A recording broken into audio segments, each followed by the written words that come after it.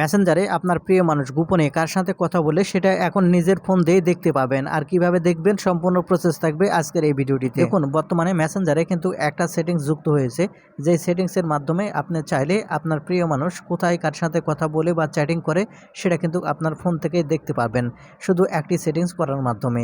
এই সেটিংসটি কিভাবে করবেন এবং কিভাবে করতে হবে চলুন সেটাই দেখিয়ে দিই।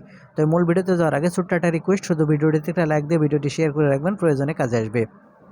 তো আপনার প্রিয় মানুষ কোথায় কার সাথে কথা বলে এটা দেখার জন্য আপনার ফোন থেকে এই মেসেঞ্জার অ্যাপটি প্রথমে ওপেন করবেন। তাহলে আপনাকে এরকম ইন্টারফেসে নিয়ে আসবে। এখন এখান থেকে আপনি নিচের দিকে লক্ষ্য করলে এখানে আপনার 3 লাইন অপশান দেখতে পাবেন। এখন এখান থেকে আপনি 3 লাইন অপশানের উপর ক্লিক করবেন। 3 লাইন অপশানের উপর ক্লিক করলে উপরে এখান থেকে আপনার সেটিংস আইকন দেখতে পাবেন। এখন এখান থেকে আপনি এই সেটিংস আইকনের উপর ক্লিক করবেন। সেটিংস আইকনের উপর ক্লিক করার পর একটু নিচের দিকে চলে আসবেন। একটু নিচের দিকে চলে আসলে এখানে আপনারা দেখতে পাবেন ফ্যামিলি সেন্টার নামের একটা অপশান। আপনি এখন এখান থেকে এই ফ্যামিলি সেন্টার এই অপশানের উপর ক্লিক করবেন।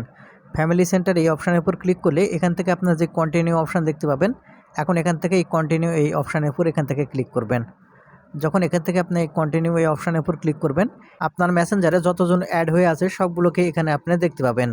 এখন এখান থেকে যার মেসেজ আপনি দেখতে চাচ্ছেন, মেসেঞ্জারের মেসেজ, তার নামটি এখান থেকে ডান দিকে টিক চিহ্নতে একটা ক্লিক করে দিবেন।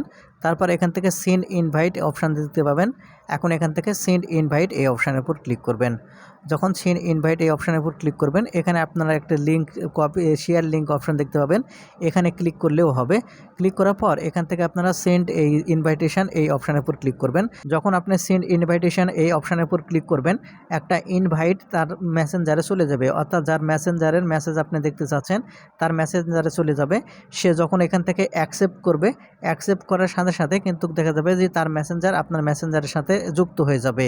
আমি এখান থেকে ইনভাইটেশন পাঠালাম, যখন সে যুক্ত হবে আমার মেসেঞ্জারে, কিভাবে যুক্ত করতে হয়, কিভাবে মেসেজ দেখতে হয় সেই সব বিষয়ে ভিডিও নিয়ে আসবো। আশা করি সাথেই থাকবেন। ধন্যবাদ ভিডিওটি দেখার জন্য।